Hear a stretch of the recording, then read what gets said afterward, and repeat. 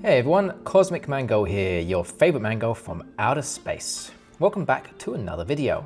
Today we're going to be exploring some of the best casual commanders within the format. A casual commander focuses on enjoyment and social interaction, rather than aiming for the most powerful and optimal power level. Having a casual commander is a great way to have fun at the commander table, in a relaxing and chill manner.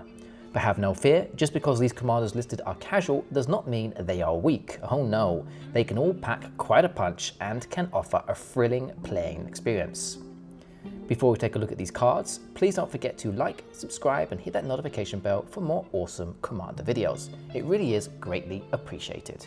So without further ado, sit back, relax and enjoy the show. Let's check out these commanders.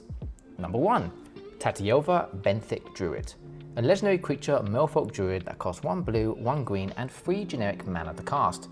She has 3 power and 3 toughness and says the following. Landfall. Whenever a land you control enters, you gain 1 life and draw a card. Tatyova is a fantastic commander, able to be a casual all-star. She can indeed be optimized to be rather bonkers and powerful, but the majority of the time, Tatyova decks tend to sit in the middle of the power level.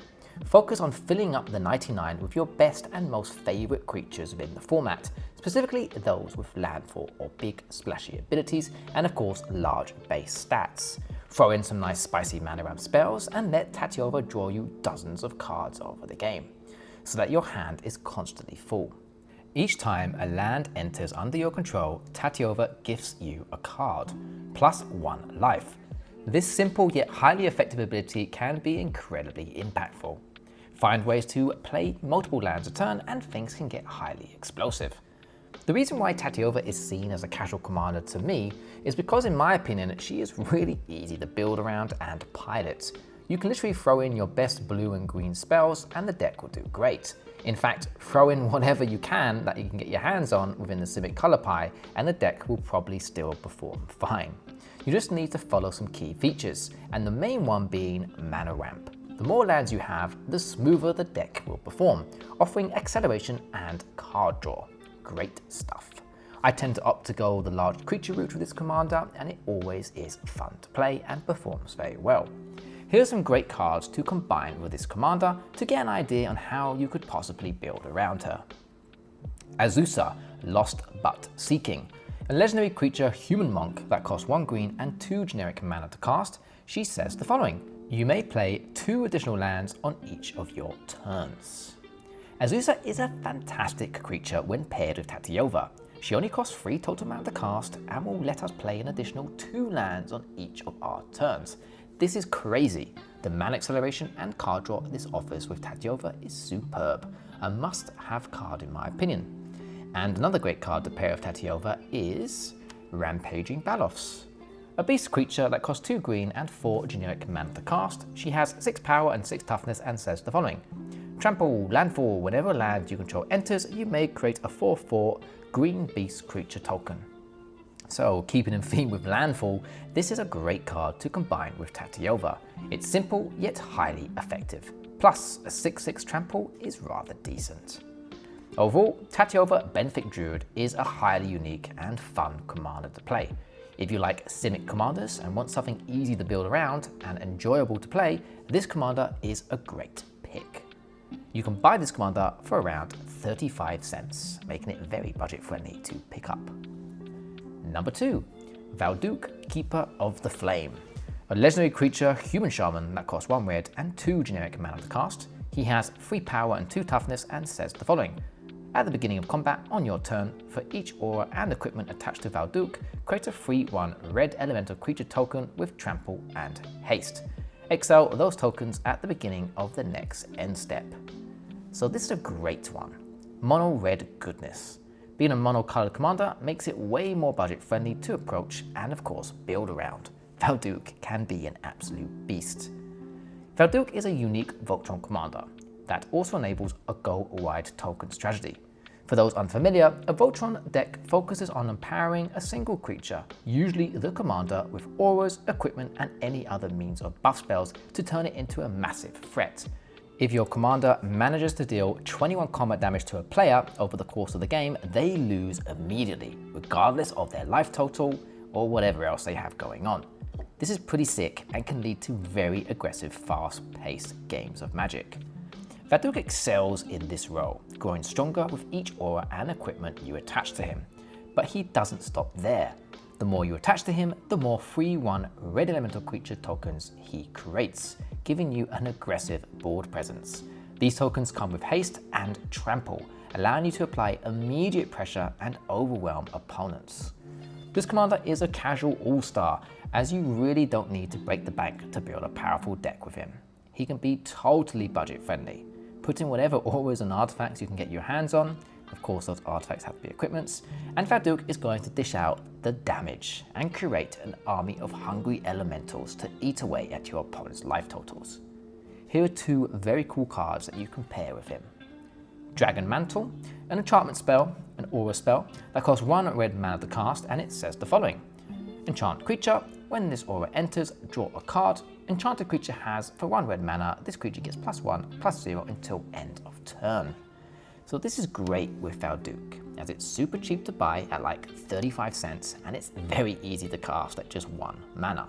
This is going to be great to start getting those elementals brewing. Plus, the buff is great for late game, as you can throw all your mana into it. I'm pretty sure that you can pump him up as much as you like if you have enough mana in play. Correct me if I'm wrong. Another card I would like to recommend is Impact Tremors, an enchantment spell that costs 1 red and 1 generic mana to cast. It says the following. Whenever a creature you control enters, this enchantment deals 1 damage to each opponent. So this is an excellent card and I recommend it a lot. It's really good. And it can be utilized alongside Valduk to dish out a lot of burn damage each time we generate those elemental tokens. Very nice indeed. I do have an honorable mention for this deck, for Valduk, because this card is new and very cool, and it is Buster Sword.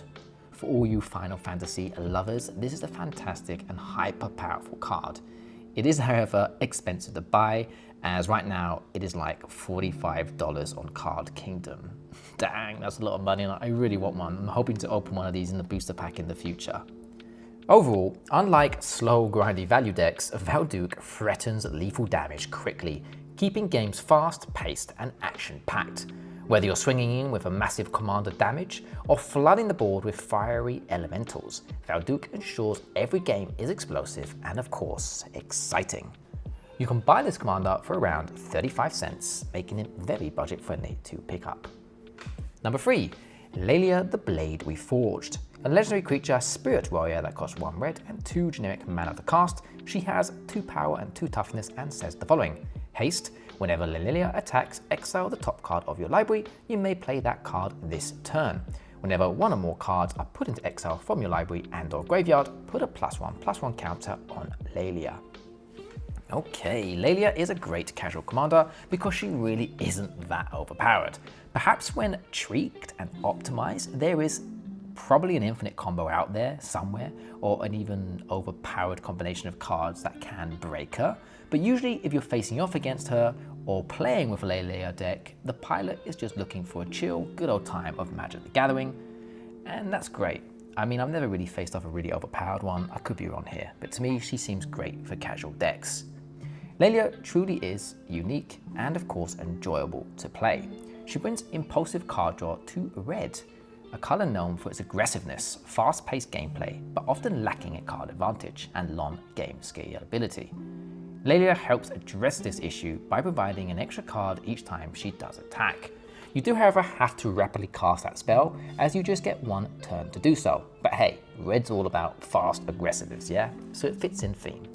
She's a mono-red commander, and being mono-coloured means building a deck with her can be totally budget-friendly. No fancy lands are needed here. Additionally, she gains +1/+1 counters whenever 1 or more cards are exiled from your library and or graveyard, further enhancing her threat as the game progresses. She can become a great Voltron attacker. Here's a great card to combine with her. Kedis Emberclaw Familiar. A legendary creature, elemental lizard that costs 1 red and 1 generic mana to cast. It says the following. Whenever a commander you control deals combat damage to an opponent, it deals that much damage to each opponent, and it does have partner. I love this cute little lizard, and he makes an awesome commander partner. However, here with Laelia, the two combine very well. The larger she becomes, the harder she hits, yeah? So why not try and hit all opponents at once? Well, thanks to Kedis, this can happen, since he allows us to deal that much damage to each opponent whenever our commander does manage to hit or connect with one single person. Very cool. Overall, Laelia offers an explosive and dynamic playstyle, making her an absolute blast to pilot. And you can buy this commander for around 80 cents. Number 4, Gyada, Fond of Hope. A legendary creature, angel, that costs 1 white and 1 generic mana to cast. She has 2 power and 2 toughness and says the following.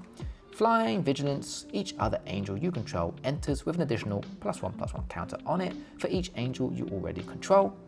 For tap, add 1 white mana, spend this mana only to cast an angel spell. So, this is one of the best angel tribal commanders out there right now. Giada can be monstrous, or of course, a casual all-star. It's up to you really. Do you want to play your most busted angels, or the more casual ones? This is why she makes the list today. You can build her casually and enjoy the deck. And should you feel like you want to power up in the future, go for it. She scales very well with the more money you put into her.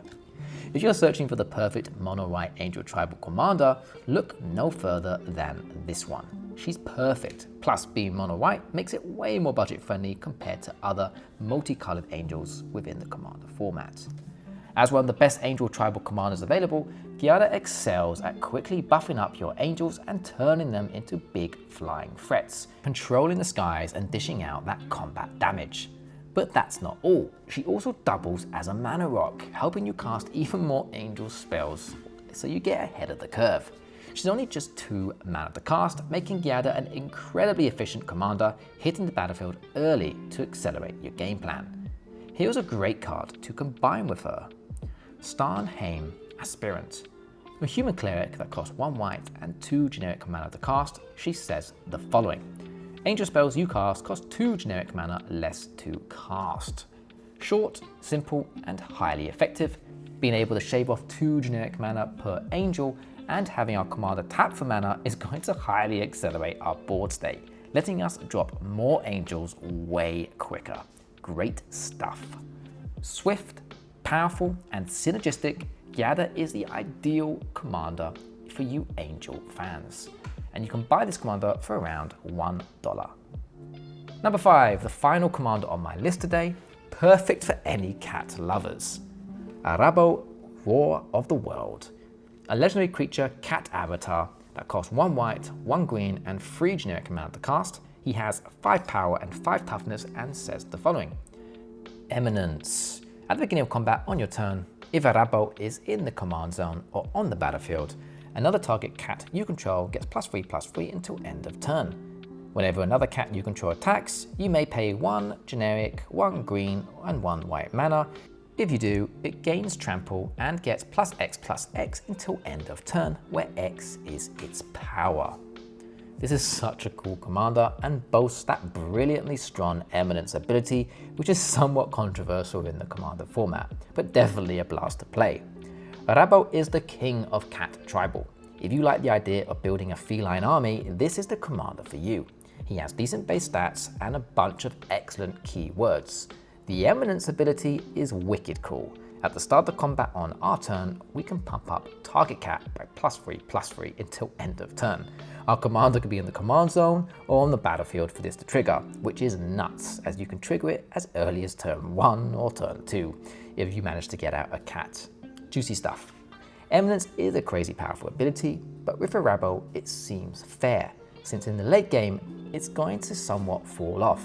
This is definitely an early game threat of a commander, and I feel like, I know Eminence is kind of hated, but I feel like here it's okay. And this is one of the main reasons why I believe this commander is great for casual play. We also have another option to pump up our cats even further in power and toughness, plus gift them trample. We just need to pay 3 mana to activate this ability and have Arahbo in play. No Eminence is allowed here. Here's a great card to combine with him. Miri, Revelite Duelist. A legendary creature cat warrior that costs 1 green, 1 white, and 1 generic mana to cast. She has 3 power and 2 toughness and says the following. First strike, whenever Miri attacks, each opponent can't block with more than 1 creature this combat. As long as Miri is tapped, no more than one creature can attack you each combat. Okay, so I adore this card. In fact, it's one of my favorite creatures within the commander format and can make an excellent commander as well if you choose to go that path. With Arahbo, it's a powerhouse, allowing us to really control combat. So if you are planning on building this deck, I definitely recommend throwing in Miri. It's fantastic here. Overall, Arahbo is accessible and can be bought as a pre-con deck, although it does cost over $100 right now. He is thematic and constantly fun, perfect for casual players who love swinging in with an army of boosted cats. Great fun. You don't need to think so much when playing this Cat King. Build up an army of cats and attack. Casually awesome. You can buy this commander for around $27. Yes, a little bit pricey, but very enjoyable to play. Okay, we've arrived to the end of the video. What do you all think of the commanders I've listed? Have any of you watching played these commanders before? Have any recommendations that you would like to share? Let me know in the comments below. I love reading your comments and always try my best to answer them all. I hope you enjoyed the video. If you did enjoy the video, please check out the 2 other videos that should have popped up on the screen. Please could drop a like, comment and subscribe to the channel. And don't forget to hit that notification bell to keep updated for more of my future Commander content. Thanks for watching everyone, and as always, take care and goodbye.